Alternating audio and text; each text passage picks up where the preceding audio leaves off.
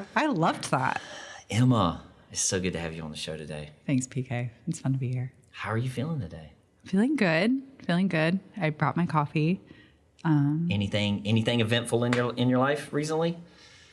I feel like that's such a funny question to ask, like any new parent and any pastor, because I was having a conversation with my neighbor this morning, and she's so regular and just like, she's just a mom that works or whatever. She's like, so what are you doing this week? And I was like, well, last weekend we had fine arts, and then we just had youth group, and tonight I'm on a podcast, and then tomorrow we're going to summer camp. Yeah, just like always, Kevin, always. But that's the it's joy. It's all on all the time. It's all on all the time, and I love it. It's wonderful. So, quick question before we dive in, quick icebreaker. Yeah. If your life in college had a movie title, what would your movie title be? What is she doing? What is she doing? What is she thinking? Why is that? What made her make that choice? I don't know. I was thinking about this because I saw this on your show notes.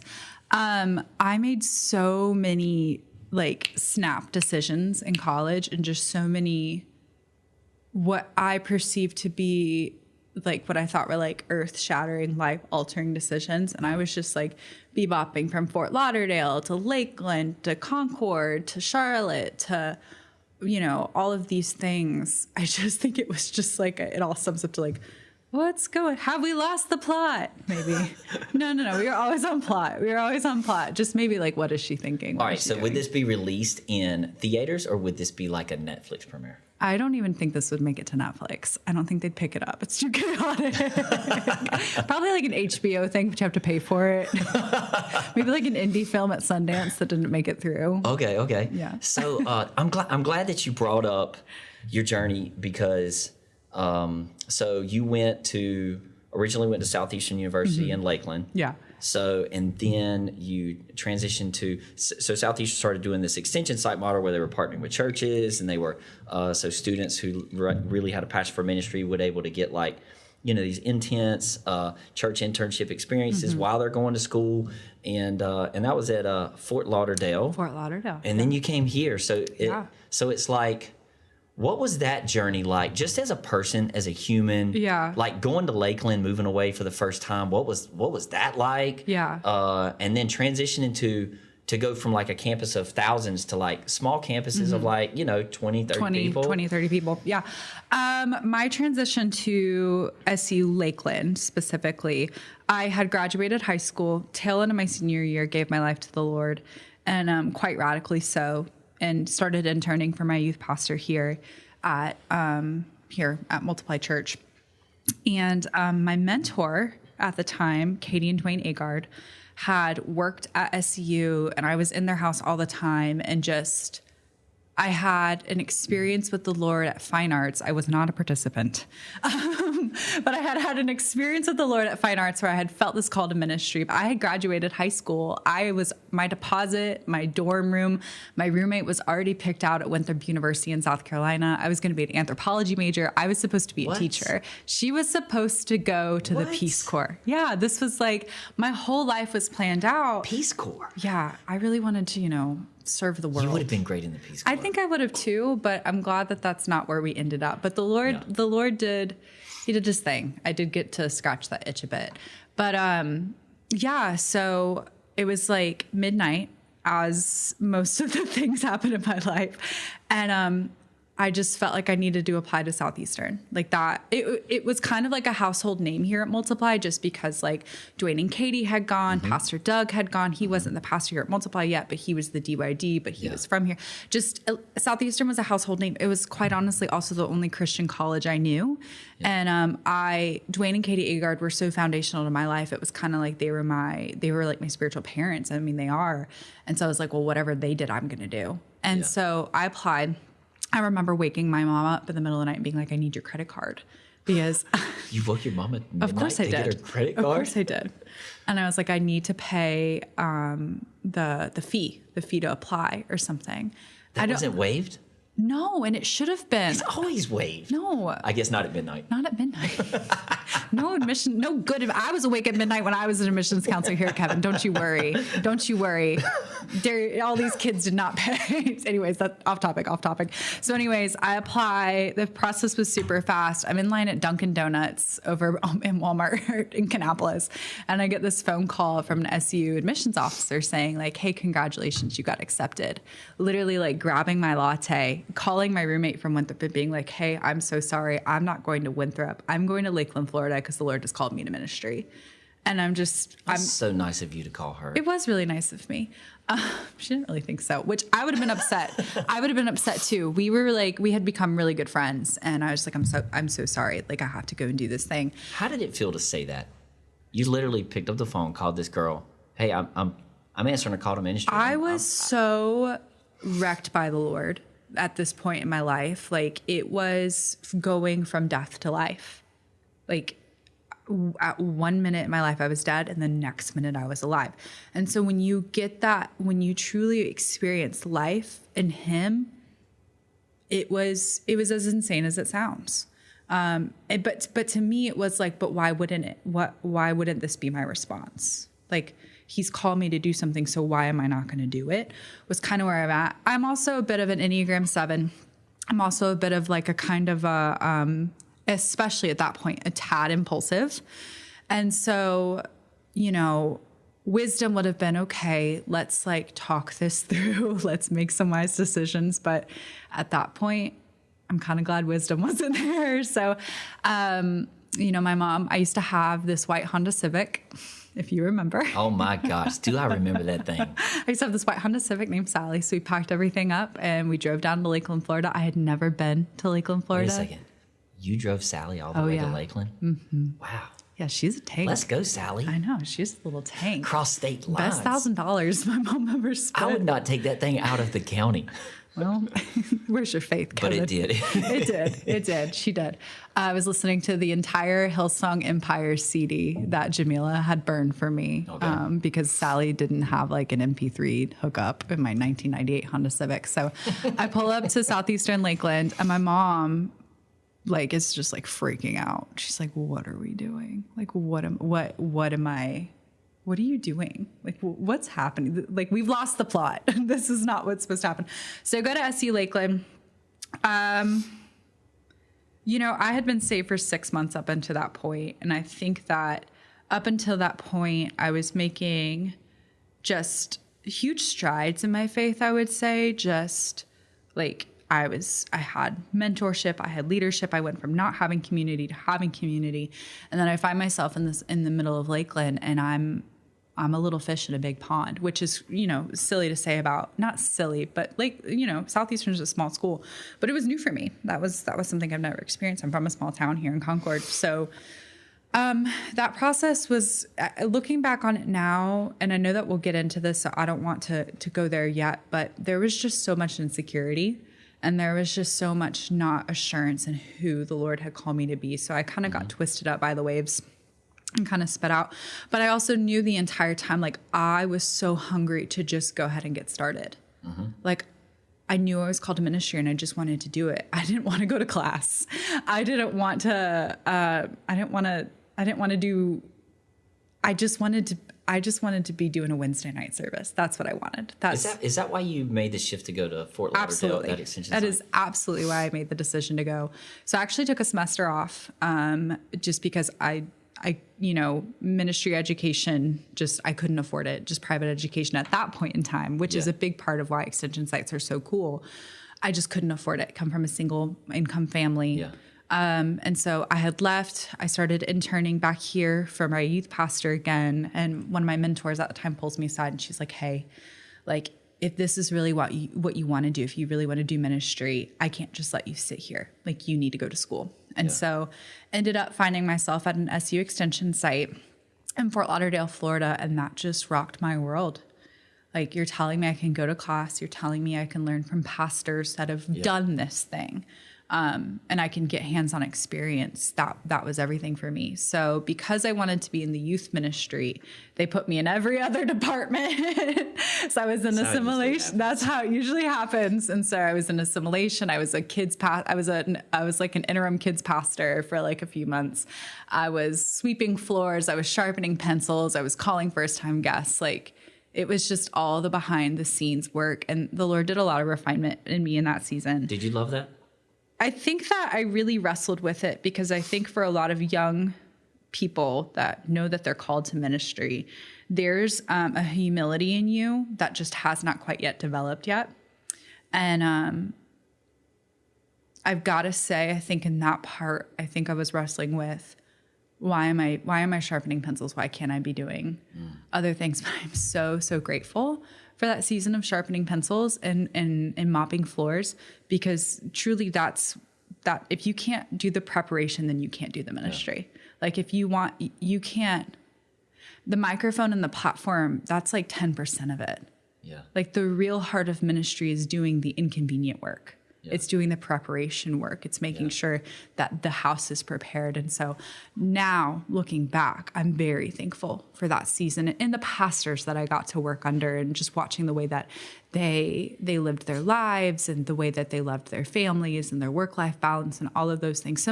One of the beautiful benefits of a extension site is the community that you form with the pastors and the staff. Mm-hmm. Even as a student at that point, I remember, our missions pastor in Fort Lauderdale, him and his wife just took me in. Like when they were out of town, they let me cat sit their cat. They had cable and I was living in a house with like 7 other girls. So now I get to like stay at my missions pastor's fancy house in Boca, and it's like, free reign and free Wi-Fi. And so it was really sweet. Like the community that I got in that season. Also, I got to live in Fort Lauderdale, which was wonderful. I'm a beach girl, so. Now, I have a question. Yeah. And I want to know, I would love to know this. Now, while you were in Fort Lauderdale, okay, Mr. Joey Gerard. I knew you were going to ask me about Mr. where Joey Gerard, Joey shows up in this. He ended up down there. Yeah, he did. And I'm curious. How that happened? When did this thing become romantic? When did it become like plutonic to where, okay, we're no longer like people and just like random humans, but we like each other. Yeah. And we're dating. No, Was that a Concord thing? And did it start in Fort Lauderdale? Like, how did it go? This is a Pandora's box. Okay, so let's open it. Are you ready? Yes. This is going to be such a longer podcast than you were anticipating. Okay, so I had mentioned that. So I interned for my youth pastor, John Hernandez. Okay. John had another intern, Alex Gerard, who is my husband's brother. But I didn't know Alex had a brother. So it was me and Alex and our friend Taylor Jackson, and the 3 of us interned together for a whole summer. Taylor was down there too. Yeah. Well, no, we interned up here. Okay. We all interned before we went off to college. Okay. And so I had always known about Alex, and then their mom, Lisa, actually was she was in the youth department when I had gotten saved. She prayed my salvation prayer over me. She did a lot of my mentoring up front. Like she used to call me her little blonde girl. So like I knew about Lisa, I knew John, and I knew Alex, but I didn't know who Joey was. Okay. And I knew Andrea, their sister, because she served in the youth department as well. And so I go off to Lakeland, I come back home, and as one would be when you can't afford to go to college anymore and you feel like all your dreams are gone and shattered. I was pretty sad, and I found myself in a place where I was like working 2 jobs or whatever. And one day John was like, hey, I need you to go down to the youth, like what used to be 365, which is now Multiply Youth. And I need you to go to the closet. I need you to go grab something. And when I pulled up, Joey was there fixing a TV. And I remember being like, I don't know who this guy is. And then I went back down to the offices, and this guy was sitting at my desk. And I was like, who's this guy? Like, can you please move your stuff? He should have known then. I was like, excuse you, this is my desk. I was always trying to fight Easton for it. I was like, actually, it was here first, so you could leave. And so it was around that time when I started to notice him. And I definitely had developed a crush for him. Okay. And we went to spring breakaway, which at the time was the pinnacle of it was the thing for our youth department. And Joey and I ended up being on rec staff together, and I was in love with the man. Like, Really? It was his character. Like, genuinely, I know that sounds like so way silly. Sooner than I would have thought. Oh yeah. Well, I'm insane. So it's just I'm again. Where what is she thinking? And so I remember being at spring breakaway, and Joey and I were in the big green utility van here at Multiply, and we're setting everything up. And which we still have. Which you still have. And Joey tells me that I have beautiful eyes, which I do. Let's go, Joey. I know. But to know Joey is to know he's just a nice guy. Like, he is just genuinely kind. So he doesn't. That's why I love to hug him every time. He's just like such a kind person. He's also the guy when somebody threw up at youth group one night, cleaned it all up without anybody asking him, which is like king among men, right? So I know all these things, and obviously, like, Katie Agard was like, whoever marries Joey is like wins the lottery, But I'm kind of keeping it inside just because Alex is one of my best friends. Yeah. Like, John is my mentor. Lisa is like, I just, I was a little crushed. I'm not going to lie. And at this youth retreat, John had all of us staff members stand around the tent and pray over students. Mm-hmm. And I remember he was like pairing people off, and he hadn't paired off me and Joey and Katie and Dwayne yet. And to know Katie and Dwayne literally are like my spiritual parents. So he pairs the four of us up, and I'm so mad. Because I'm like... Why are you mad? Because I had thought Joey had a girlfriend. Like, I thought, like, I thought he was like, this really nice guy. I literally would tell my friends, I want to marry somebody like him. Because I just didn't think it was in the cards for me. This is a very long story. And I remember we were praying over people, and I'm just like watching this guy pray over people, and I'm like so mad at the Lord. Like, why would you do this to me? Like... can I at least have somebody like him? Me and his mom were cabin leaders in the same cabin that camp. She's telling me like how she met the Holy Spirit when Joey was a baby. Like, I'm just like learning too much about this guy. Yeah. I go off to school. I end up in this relationship where this guy had told me that the Lord told him he was supposed to marry me. Like, I end up just like... Who was not Joey? Crazy story. Was this person you met in Fort Lauderdale? Yeah, a person I met in Fort Lauderdale. Okay. So, like, crazy story there. Nothing like a love interest in school. Yes, wonderful. Great distractions. Yeah, the Lord worked through that in a really incredible way. Ended up not marrying this person, thank goodness. But this person is a really nice person. They love the Lord now. It's all great. College, Yeah. College. Yeah. And I come home for Thanksgiving break, and I'm exhausted. Okay. Like, I'm so exhausted. And because I'm so exhausted, I decide to go back to my high school job and work a Thanksgiving, like a Black Friday shift. Wow. And I get a DM as I'm in the Starbucks drive-through line at Carolina Mall, and my mom's driving. And my mom's like, who just texted you? I was like, you're literally never going to believe this. I was like, Joey Gerard just DM'd me. Yeah. And he was like, hey, how's my home church? Because the church I was at was Joey's home church. Okay. Because they're all from Fort Lauderdale. It's such an interconnected story. I know, it's insane. And so from that moment, we ended up talking. He asked me if we could get a coffee, like if I was in town. I was like, no, I'm literally leaving tomorrow to go back to Fort Lauderdale. So you're the reason he ends up at Fort Lauderdale. I would say that that's the Lord. So Joey and I end up going to coffee that night. The Lord works in mysterious and sometimes predictable ways. Yeah. So long story short, Joey and I get coffee that night. We never stopped talking. Joey was a project manager for a fairly large construction company here in Charlotte. And he was on the job site. And one morning, he just has this moment with the Lord where he's just like, I find more joy in telling kids the gospel than anything else. So Joey made the decision to go to Fort Lauderdale. He ends up in Fort Lauderdale, and then a few months later, we get a call from you. And then you end up here. And then I end up back here. So long story short. I'll never forget that moment. I was standing in the daycare hallway. It was Christmas, and I was in the daycare hallway at Concord, and you were wearing something crazy. No, this beautiful blue. It was like a deep blue. Oh yeah. I returned that skirt the next time. And I'm looking, and there you are. And Joey is wearing the same blue, like beautiful. Uh-huh. And as I saw y'all, I was like, Because you have to understand, at the time, I didn't know all this history and all this backstory. And I don't even think you knew me. You knew him, but you didn't know me. As I saw you two, I was like, oh my gosh, they would be so great together. Yeah. And then I found out that y'all had started dating. And, I think this is so fitting for your alumni story, because I feel like your college years, you know what I mean? Joey is so much part of that journey and that experience. And, how long have you been married now? We have been married. It'll be 6 years this July, so 5 years. Not everybody finds their person. Yeah. And it is so hard to find the person that is your person. Yeah. And you did that. And I think that's so cool. Yeah, that's and I the also Lord. love Joey. Yeah, no, it's the Lord. So much of my story in relationships with people, it's so clearly the Lord. So yeah. Now, I do have a question. Yeah. Okay. Before we pivot and talk about some other things, just because I want to know. Yeah. So the call that you're referring to, we obviously started, an extension site here at Multiply Church, which has now become a regional campus at SEU Carolina.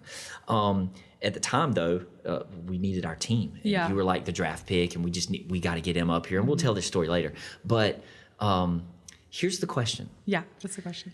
And only you would know it. Okay. Because you did enrollment. We brought you up here to do enrollment and help us start this program. So between you, Easton, and Harrison, Okay. who was the first one enrolled at SEU Carolina? Well, Harrison's younger than me and Easton, number one. Okay. So he doesn't count, even though he's amazing. Okay, so Harrison's out. Harrison was in El Salvador at this time. So he was I think he came in year 2, and I remember that was a big win. That was a big win for the department. So you were Easton. Who was first? Well, I was who was hired. the first student? So I think me and Easy might have been tied. We might have started at the exact same time. But remember, I was in Bolivia. That is so kind of you to say. I know. It's a He probably tie. said something else. It's cool. But I was in Bolivia. So you guys had hired me, and I was like, okay, well, I can't come this summer because I have an internship. Is this the place of Cholitas? Is this right? Is this how is that it? Cholitas, yeah. Yes, I think you told me about the Cholitas. I did. Remember, because I think you had to write a paper on Bolivia, and I basically wrote it for you. You're welcome. Yeah, totally. I remember doing this map on your whiteboard of what you needed to write about. But yeah, no. Me and Easton were the same year. So I think the inaugural year, it was me, Easton, Joey, Alex. Debbie's a year below me. Amanda hadn't come on the scene yet. This is Bianca. Yeah, because Bianca chose not to go to the Citadel. And I remember I only had 30 minutes a week to use my phone in Bolivia. Mm-hmm. And I still have the conversation that I had with her about her choosing to come here. That was a huge deal. Yeah. Amanda Torres is still my pride and joy of this program. I'm so sorry. I love the rest of you. But Amanda was a God moment. Amanda was a moment where I could cry. I love her so much. So you've clearly been very busy since graduating from college. Yes. Okay. Before we talk about where you are now, what you're doing now. So do you remember your graduation? I do. I will never forget it. Yeah, tell me now. I go to so many graduations. Yes. And I love graduations. Yes. Southeastern does a great job with their graduation. More like a service. It's really beautiful. It's very moving. Mm-hmm. It is. Every time I'm at a Southeastern graduation, I cry a bit. Now for you, I'll never forget it. And here's why. Because you also graduated too. Well, Jamila's there. Mm-hmm. She was getting her degree. John was there. Mm-hmm. And John is such a he's so intrinsically connected to your story in your life, being your youth pastor, and that's the ministry in which you got saved. And here he is walking at the same time getting his master's. And I was in the same program as John and Steve. Paulie, remember Paulie? Oh yeah, Paul was there. It was a stacked team that graduated. Alethea was graduating with her associates at that time. Yes. Everybody was down there. Was Alyssa down there? Did she graduate? No, Alyssa graduated right after that. So did Joko do did he preach? Did he do the commencement? Whom? The guest speaker, the person who goes up and Oh, Kevin, gives everybody their chart. Was it Joko? I don't know. I feel like he hid coins under our chairs, and he's like, look underneath your seat. There's a coin. It's just a challenge coin. Maybe I don't remember graduation. Well, I've also been to so many graduations. Maybe I'm getting them mixed maybe you're or getting mixed blended. So today, where are you now? What are you doing? So what's it like to be a pastor, a youth pastor, and a teaching pastor? So tell us about this. It is everything. It's so funny. We were here for Fine Arts. Multiply hosted Fine Arts last weekend, and they did this thing called Pick It Up and Preach, which Amanda, because I love her so much, killed it. I had like tears in my eyes watching her do it. But I didn't want to go do it. And John, my boss, leans over and is like, why aren't you doing this? Haven't you wanted to be a youth pastor your whole life? Like, go up there. I was like, actually, I've only been saved for 9 years, so there's no way I would have wanted to be a youth pastor my whole life. But since the moment I got saved, I wanted to be a youth pastor. And I knew it. It's this thing that I have carried with me since the moment I met the Lord. I legitimately met the Lord. And then right after the service where I gave my life, the entire adult staff team at 365 is introducing themselves. And I'm on the back wall in this auditorium, not here, but in Lake Lure. And I'm saying to myself, Lord, I don't know what you're doing here, but whatever it is, I need to be a part of it. Like, it just took me over. Like, there's nothing else I want to do. There's nothing else I want to do than be a youth pastor. And I've carried that with me since that moment. And so I've had a million other jobs between graduation and now. I have worked for you. I was a florist. I've been a teacher. I've worked in nonprofit, all while being a youth pastor. This is my first full year in full-time ministry, and I'm so thankful for that. And it's congratulations. Yeah. It's a dream. But what excites you most about your job? So many things. We're in such a cool season at Hope City. What excites me so much is the team that we have at Hope City. I love our leadership. You have a lineup of studs. We really do. And I know how lucky I am. Like, there's not a day where Joey and I don't get home when we look at each other and we're just fully aware of how lucky we are for John and his leadership and for our team. When we say hope for the broken, purpose for everyone at Hope City, like, that's just not like something cute. Like, every single day I get to wake up and I get to bring hope to the broken and purpose to every single one of the Charlotte youth. Like, that's what I'm there for. I am there so that the youth of Charlotte will experience hope and purpose. So I love that. I love driving in on a Wednesday. I love the setting of chairs and the laughter of students. Yeah. I love the frustrating conversations and all of it. There's nothing I love more. But again, that was something I carried with me. Like, that's, I can sit here now and I'm, this has been almost 10 years where I've carried this. And in some spaces that's not a long time. In other spaces that's a very long time. But when I was sweeping up flower petals at the flower shop, asking God, hey, what are we going to do about this? Like, that was hard. By the way, you're a phenomenal florist. Thank you. Yeah. For anybody watching online or listening, do you? Yeah. People still pay you? Yeah, I actually just did Alethia's wedding last weekend. Yeah, so Alethea, one of our alumni, I just did her wedding. I did Debbie's wedding flowers. So I do it for a lot of friends and stuff. It's really cool to just. I needed that. I needed that season to just be creative and put my hands to something and just learn a new skill and that was really a gift from God to have that. But even in it was just like, okay, you said this thing, but that's not what I'm living in right now. Yeah. Like, that's not my physical, but having to trust him that, like, what you say is true. Yeah. And trust his time. And I have to trust you. Like, so much of my life has had to be, okay, do you trust him or not? Yeah. Like, do you believe he is who he says he is, or do you not? So I'm cleaning up those flower petals and I'm frustrated. Yeah. I'm like, how did I get here? And like, I thought you said ministry, and I have this ministry degree, and like, I have all of this. Why am I delivering flowers in a neighborhood I can't afford? But he uses it. Yeah. He used it all. He does. Yeah. Side story. I didn't know this, but so after Easton graduates, you're talking about being, sweeping up flower petals. Yeah. He's working at a brewery. Yeah. And then he ends up at, Concord Academy. And I think there's something there's something to be said about the stick-to-itiveness and the consistency of the human spirit to count on God and rely on God, even when it doesn't make sense, even when we don't see the gold at the end of the rainbow, or, where it's not lining up, or it's not what it says he said it would be. Yeah. But, and I think you definitely, your ability to stay grounded and consistent and faithful, and because it doesn't work out like this for everybody. Well, there's a lot of people that lose heart and lose faith and walk away from the church. And look at you now. I mean, you're a teaching pastor, you're youth pastor. Now, there's two people I want to talk about. Well, I just want to pause you really quick before you talk about these two people.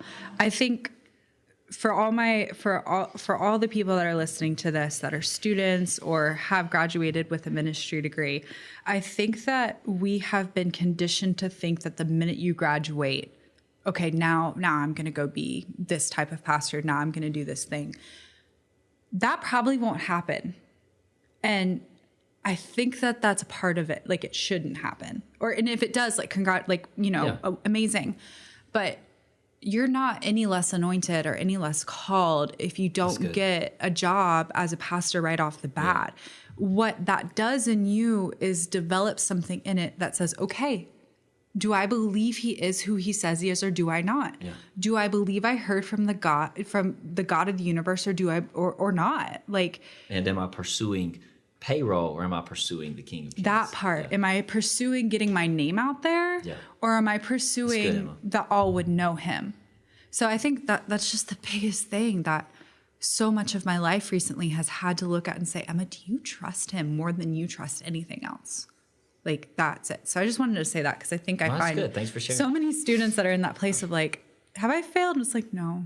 Okay. So you, for our listeners who may not know, you where you work, your former youth pastor is the lead pastor. Yes, he is my boss. And Joey, your husband, is your boss? Yeah. So on our org chart, John. It's a delight to get to work with these people. Wonderful. On our org chart, John is our lead pastor. Okay.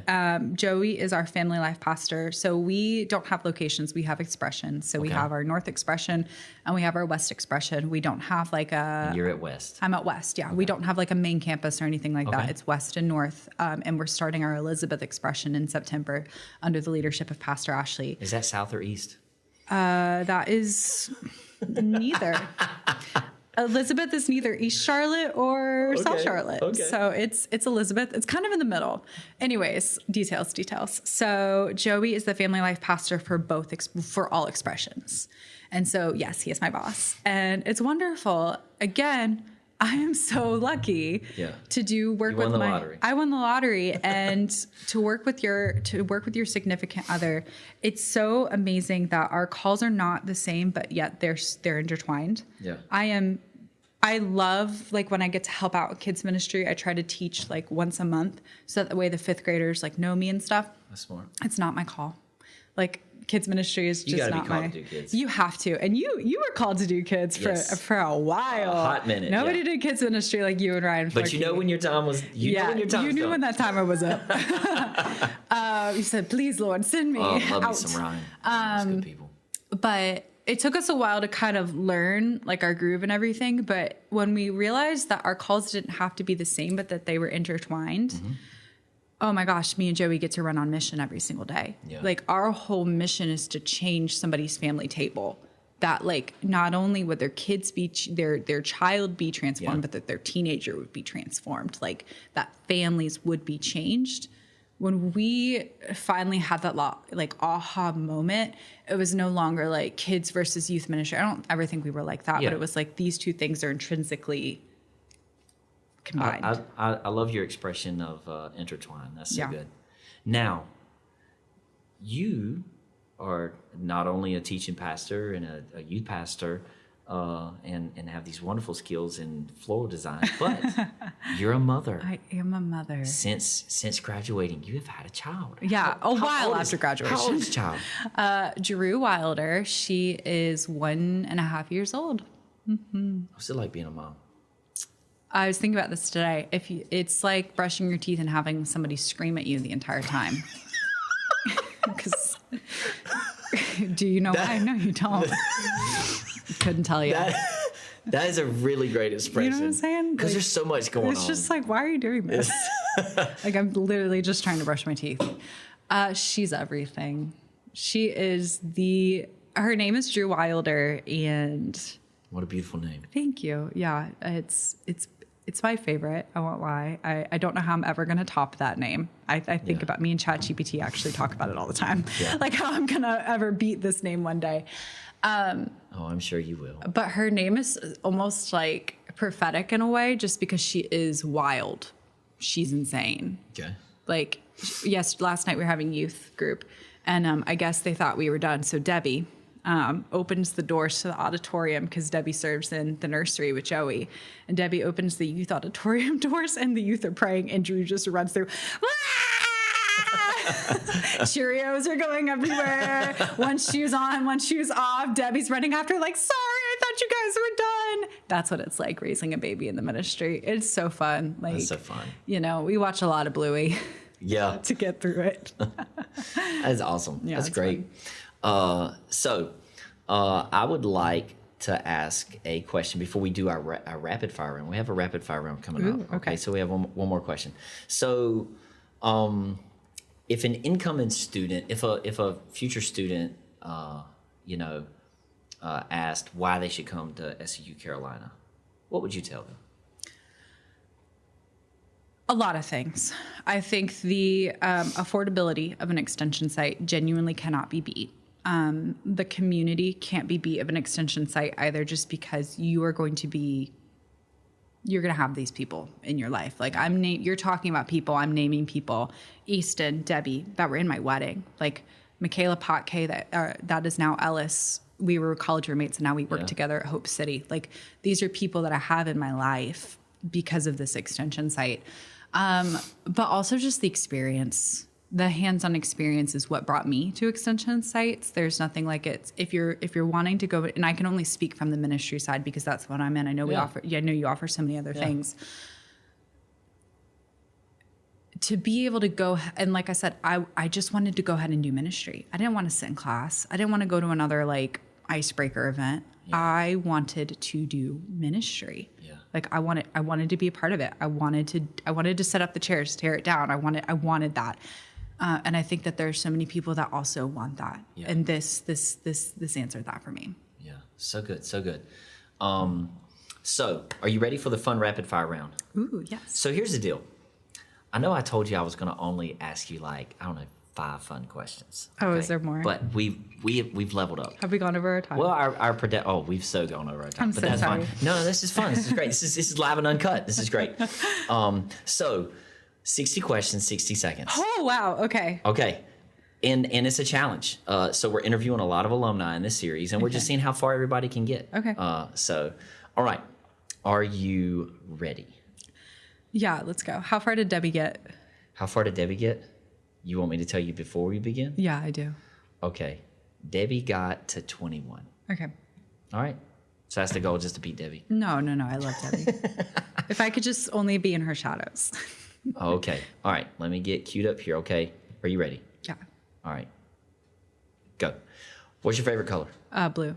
Coffee or tea? Coffee. Early bird or night owl? Early bird. Beach or mountains? Beach. Favorite holiday? Christmas. Introvert or extrovert? Extrovert. Cats or dogs? Dogs. Go-to karaoke song? Oh, what's that?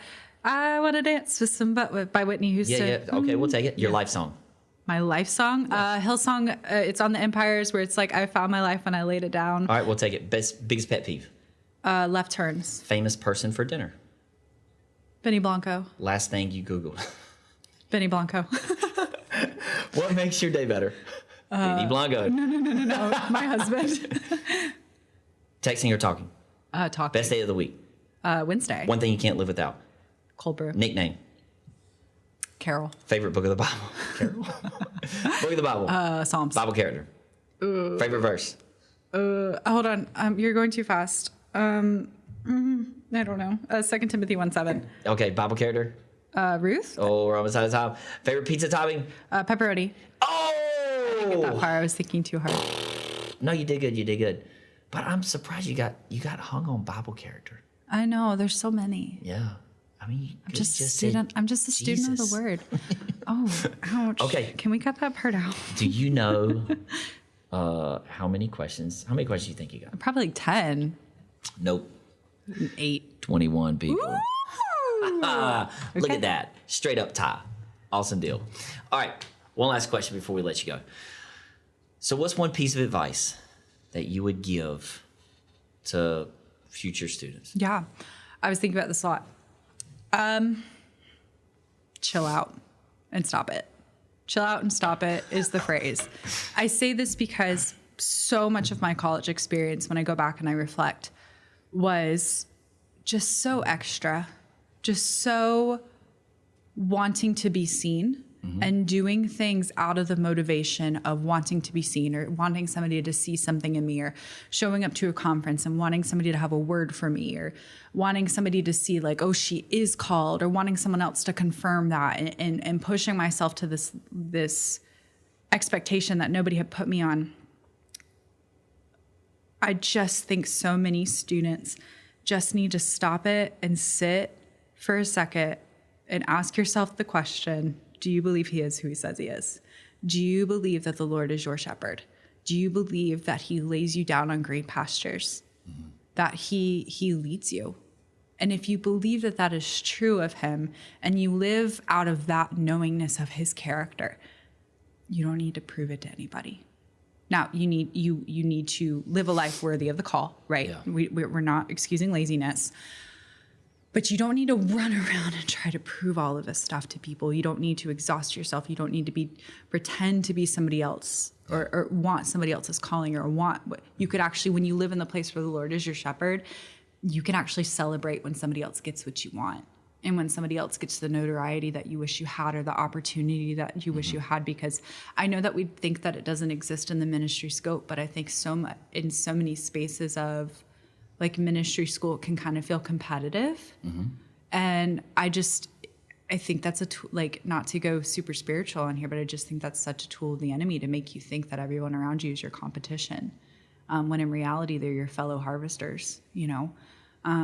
So good. I just wish I could just look at every single college student, and I'm specifically speaking to those that are wanting to go into ministry, and just being like, what you need right now. Yes, I know what you think you need right now is an opportunity to do a transition, and you think right now you need an opportunity to lead that event. But what you really need right now is to establish the secret place with the Lord. What you really need right now is to read your Bible. What you really need right now is a firm foundation in him. And you can't fake that. Yeah. You get to a point in ministry where people are giving you that opportunities and you haven't built that firm foundation, you will crumble. You cannot fake a relationship with the Lord. You just can't. You can try, right? You can try to do it. So much of my life in ministry, so many of the reasons why I got caught up and in the wrong relationships and finding myself in spaces where I couldn't do the thing that was before me, was because I just didn't trust in the God who sees me. But I thought that it came from impressing others. And I thought it came from the words of man. When in reality, when you realize that he's the God who sees me, it doesn't matter if anybody else sees me. He's the one who needs to see me, then you're good. To live out of that place. That's so good. It's so much harder. It's so much easier said than done. God who sees me. I love that. It's so much easier said than done. But gosh, if I could look at 19-year-old me and just hold her face in my hands and just be like, I need you to chill out and sit down for a minute. So what would you tell women? So there's girls out there, and you've blazed a trail, and you've lived a life, and you've accomplished a lot of things. Yeah. What would you tell future girls? Yeah. People like my daughter. You know what I mean? Oh, both your sweet girls. Number one, I'm not blazing a trail. I'm standing on the shoulders of the women that have blazed trails for me. I was just talking to our DYD about this. You are not to be in ministry to do it better than the boys. That is not the goal here. If you're in ministry to outpreach the boy then sit down and chill out. Yeah. We're in this thing to do it together. Yeah. Right. There's no competition. You have to walk into space. Again, it all comes back to the Lord. It all comes back to your foundation in him. There was a season of my life where I felt like I had to out-preach, out-know, and I was coming up with Alex Gerards and Easton Sprayberrys of the world. So you can only imagine. Oh my God. There was no amount of studying that I could ever outsmart an Easton Sprayberry until I lived from the place. You know what I'm saying? Until I recognized, like, I don't need to outsmart him. He's gifted and think that's not the trail. But to girls, the best thing that I can say is try to find a mentor in your field. Try to find women that you look up to that are doing what you're doing. And that is so much of ministry. Oh gosh, this is like where I'm at with the Lord right now. Spend time with the Lord and be unapologetically uniquely you. I think in the ministry scope, I'm in the youth ministry scope. You can walk into a room and I like to play this game where it's like, okay, who's the youth pastor? Okay. Because we all look the same. We all have the same look. Yeah, y'all definitely have a look. We all have a look. And but you don't look like a youth pastor. You look This is like leveled up. I really appreciate that because the Lord has uniquely gifted every single one of us. Yeah. And to my girls that are listening, I would just implore you to tap and to the guys too. I don't need a copy of this other person. I don't want a copycat of their anointing. I want your raw anointing and your true anointing. So like, please stop trying to look like X, Y, and Z person. Please stop trying to preach like X, Y, and Z person. Yeah, so be you. And until I want you and the Lord wants you to be exactly who he said you to be in heaven. That's who you want to be at the end of the day. Yeah. So that's my advice to anybody just in ministry. And again, this is so much easier said than done. You have to walk out of a place and live out of a place and do ministry and do life. And hear me, for my graphic design majors, my nursing majors, all of that, you're in ministry too. Yeah. Like if you are living and breathing and Jesus is your savior, the call of Matthew 28 to go out and make disciples, that's literally on all of us. Like how you do it, the methodology, like sure, whatever. Like I'm preaching and you're saving lives. Like, you know, we're still all called to the Great Commission. Yeah. You have to learn how to do that uniquely in yourself. Like you don't have to copy other people. I love trends. I love a trend. I love, I love it. But I do think that there's just so much uniqueness that's been dulled in ministry because we're all just trying to kind of copy each other. So, well, you've heard it here, folks. The final words of wisdom, the alumni story of Emma Gerard. Emma, thank you so much for coming on the show today. Thanks for having me. It's sweet. Listen, I'm so proud of the work that you're doing for the kingdom of God, and what you're doing in the hearts and lives of the next generation. Listen, we need you play such a vital role. We've got to win as much of these kids as possible for Jesus before they graduate and go to college and, live their lives and get married and move on. So listen, you're on the front line. So we support you in prayer and we're proud of you and what you've done since graduating. So, well, folks, we're out of